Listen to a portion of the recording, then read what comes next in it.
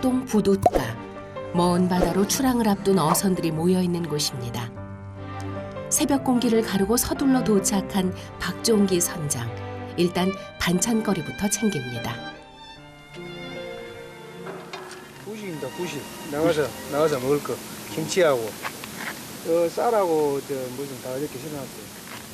얼마나 나가시는데요? 보통 출항하면 10일 정도 걸려요. 일주일에 10일 정도. 먼 바다 조업에서 중요하게 챙겨야 할 것은 뭐니 해도 부식거리죠. 8톤급 부성호 출항이 순조롭습니다. 목포 앞바다를 지나 신안 자은도 인근 먼 바다까지 3시간여를 이동합니다. 민어 처럼입니다. 민어가 왔어요. 민어 잡으러 나가는데 다른 잡아도 걸리고 민어가 좋아져요. 민어가 어디까지 갔다 가면 다시 오는 거예요? 그렇죠. 민어가 겨울에는 추우니까 수온 따라서 밑으로 내려가요. 절도 쪽으로. 제주도 밑으로 내려갔다 지금 이제 산란으로 올라오는 시기입니다. 그 시기에 우리가 마치 잡는 거예요. 매년 6월이 되면 목포 앞바다를 찾는 민어. 20년 차 박종기 선장에게는 민어 잡는 특별한 방법이 있습니다. 밑바닥에 은파 탐지가 있어요. 은파를 쏘아서 고기를 이제 찾는 거예요. 근데 저 오빠 탐지기만 보고도 고기 종류를 아세요? 경험이죠. 해보면 이제 수년간 해보면 이 고기 잡혔을 때 고기가 여기 나타날 때 잡아보니까 고기더라. 그래서 너무 민어 그렇게 하는 거죠. 어디에요, 고기는?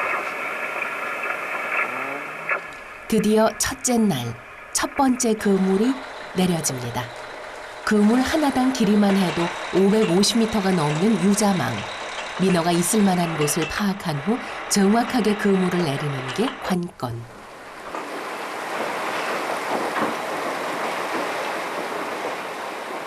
글쎄요. 그랬으면 좋겠습니다만은 이제 와야 알죠. 잠시 후 시작된 그물 올리기. 아직 바다로부터는 감감무소식.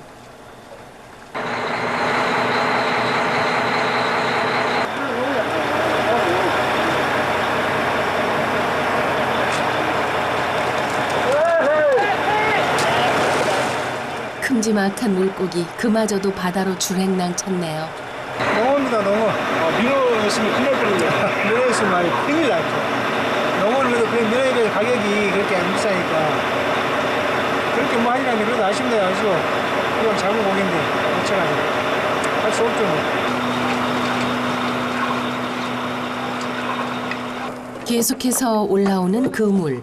민어 대신 6월부터 깊은 바다에서 잡히는 여름 생선 농어입니다.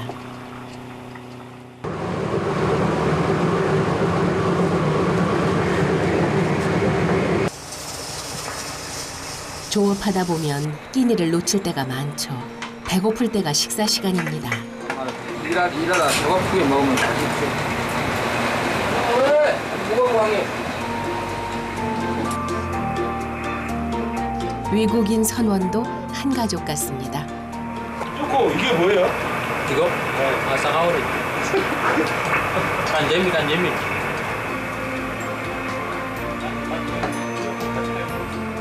파도와 시간에 쫓기며 먹는 바다 위 식사지만 꿀맛 같습니다. 내가 숙박 내갖고 한 20년 내고 오니까 그냥 갔다. 선생님 그래도 오래되면은 육지 안 그렇게 나죠. 9일 10일 넘어가면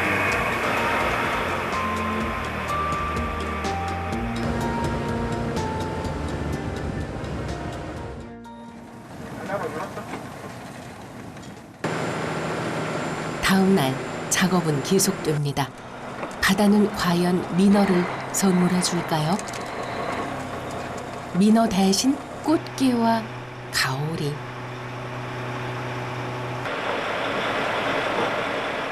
애꿎은 바다만 쳐다봅니다. 민어 왔어.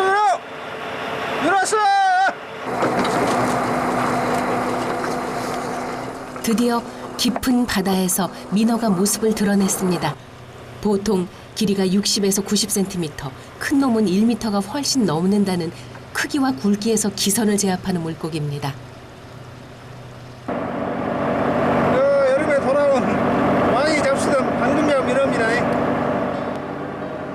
예부터 어물 중에서도 특별한 위치를 차지했던 민어, 귀족 물고기라 불렸는데요. 숙종 12년 80살이 된 우암 송시열에게 장수를 축하하며 베푼 선물에는 쌀 15가마, 돼지 2마리, 조기 300마리 등의 품목과 함께 민어 20마리가 포함되어 있습니다.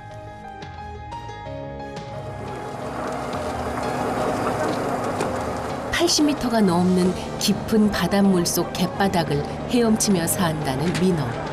성질 급한 물고기인지라 그물에 걸려 올라오면 수압 차이 때문에 일찍 죽습니다. 네, 그런 데로 만족합니다. 얼굴에 많이 피셨어요. 아까도 좀 그러시더니. 욕심 부려도 안 되고 이 정도 없고 훌륭합니다. 싱싱한 상태를 유지하기 위해 특별한 방법을 씁니다. 고기 신선도 유지를 위해서 피를 빼주는 겁니다. 이 정도 민어면 엄청나게 큰 거죠? 큰 편이죠. 선장님은 잡아본 물고기 중에 제일 무게 나가는 게 얼마였어요? 글쎄요, 한 3, 4kg짜리 잡아봤는데 그거는 막 엄청납니다. 사람이 혼자 못 들어요. 그건 얼마나요, 그러면? 글쎄요, 그때 가격 다 틀리겠지만 지금 시세라면 100만이 넘어가죠. 그날 잡은 민어는 바로 피를 빼 냉동 보관합니다.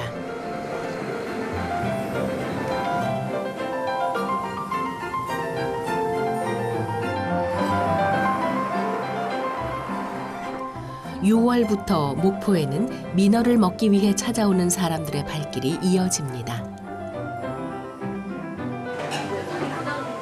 어느 것 하나 버릴 것 없다는 말이 있을 정도로 각 부위마다 맛이 달라 17가지 맛이 난다 하여 민어 요리. 가운데살. 민어가 1000냥이면 불에는 900냥이라는 말처럼 아주 특별한 부위, 불에. 부리가 이제 물 위로 이렇게 뜨는 부위라고 돼요. 이게 이제 바람이 들어가면 물 위로 뜨고 이제 바람이 빠지면 물 속으로 들어가고 그런다고 돼요. 민어휘는 부위마다 느껴지는 식감도 다릅니다. 이제 꼬리 부위는 이제 많이 움직이잖아요. 많이 움직이니까 이제 쫄깃쫄깃한 식감에 또 원하시는 분이 또 많고, 또 머리 있는 쪽 그 목 부위는 또 맛이 그리 뭉친다 해갖고 그거를 찾는 사람 있고, 가운데 부위 찾는 사람 있고, 여러 가지를 이렇게 찾는 사람들이 많아요.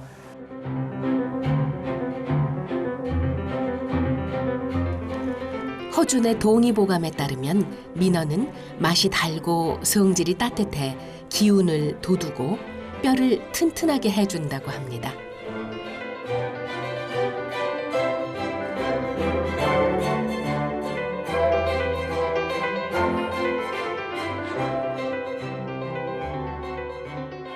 봄 도다리, 여름 민어, 복다림에는 민어탕이 일품이라고 하죠. 그 맛과 다양한 요리에 취해 여름 보양식 하면 민어를 꼽습니다. 담백하지고 말하자면 이게 보양식으로는 우리 전라도에서는 최고로 치는 거예요.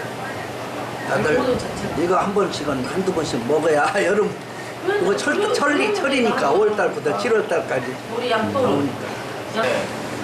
자기만의 세트를 그냥 대접을 하더라고요.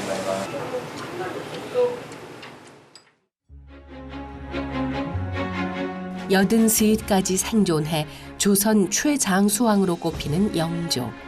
평소 소식을 하며 건강관리를 철저히 했던 영조에게는 보약으로 애용했던 것이 있었습니다.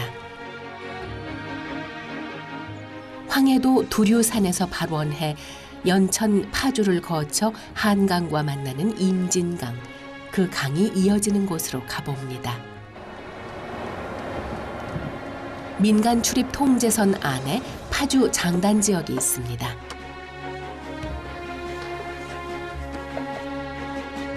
(20여 년) 전부터 장단 지역에서 인삼 농사를 짓고 있는 김상현 씨. 이곳 장단에 언제부터 인삼이 재배됐는지 궁금해졌습니다. 옛날에 많이 심었는데 이조 시대에도 많이 심고 여기가 대한민국 인삼을 대표하는 지역인데 6.25 후 그게 이제 단전됐다가 다시 이 전방 지역을 인삼을 심는 토지로다가 하자고 해가지고 정부하고 협조해서 이거 장단 지역의 민통선 안에 인삼을 재배하게 된 겁니다. 사실은 이 토지도 완전 인삼 캘 때요. 인삼 캘 때 엄청 좋죠. 밭으로 그냥 크게 떨어지잖아요. 인삼이 이게요. 근데 제 아빠는 여름 인삼밭에서 인삼꽃 따느라 분주합니다. 사람들이 꽃다리라 그러지 꽃달. 이 꽃은요 적기에 따주지 않으면은 인삼이 우리가 요구하는 그 다당체 이런 거가 되긴 되는데 사포닌도 그렇게 되는데 질이 물렁물렁해져요. 인삼이 물렁물렁해져 가지고 사람이 애번거 모양 속이 비워버려요. 이게 인삼꽃을 안 따주면은 단단하지를 못해가지고 홍삼을 제조했을 때 쭈글쭈글해진다는 얘기예요. 3년생부터 피기 시작하는 인삼꽃. 처음엔 초록빛을 띠다가 익으면서 붉게 변하는데요. 말려서 종자로 씁니다. 토질, 기후, 그다음에 이 항상 선선한 바람이 분다는 거. 서해나 임진강 사이에서 오는 그 해풍이나 강풍이 불어가지고 온도가 365일 인삼이 자랄 때 겨울엔 춥고 봄에는 선선하고 여름에도 선선하고 하기 때문에 인삼이 생육 기간 동안은 항상 이렇게 건강하게 잘 자라고 있기 때문에 땅의 기운을 그대로 받고 자란다는 인삼이니 좋은 땅은 필수입니다. 동의보감에 따르면 인삼은 맛이 달며 독이 없고 정신을 안정시키며 기억력을 좋게 한다고 합니다.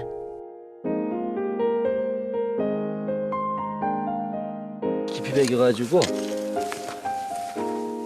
최소한 3년 이상 돼야 모양과 효능을 갖춘다는 인삼. 6년 동안 땅속에서 자란 인삼이 모습을 드러냈습니다. 임금한테 진상하는 거를 그 나쁜 거를 진상을 했겠습니까? 사람의 형상을 갖추었다 해서 인삼.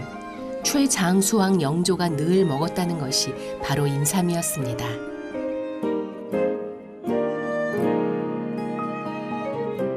영조 42년 내의원에 지금까지 복용한 인삼의 양을 물으니 59세부터 73세까지 100근이 넘는다고 대답하는 의관의 기록이 있습니다. 어휴 엄청 많네. 나 5마리인데. 영조는 인삼을 주로 차나 탕으로 드셨다고 하는데요. 밭일로 지친 일꾼들을 위한 최고의 복다림으로는 삼계탕이 안성맞춤입니다. 그저 6년도 인삼으로 가면 정말 진한 삼계탕이에요. 이거 잡수고 힘내시고 더위 잊으시고. 이는 어토 이거 다 먹으면 밥도 안 먹어도 되겠다. 네. 오늘 좋은 날인가 봐 내가.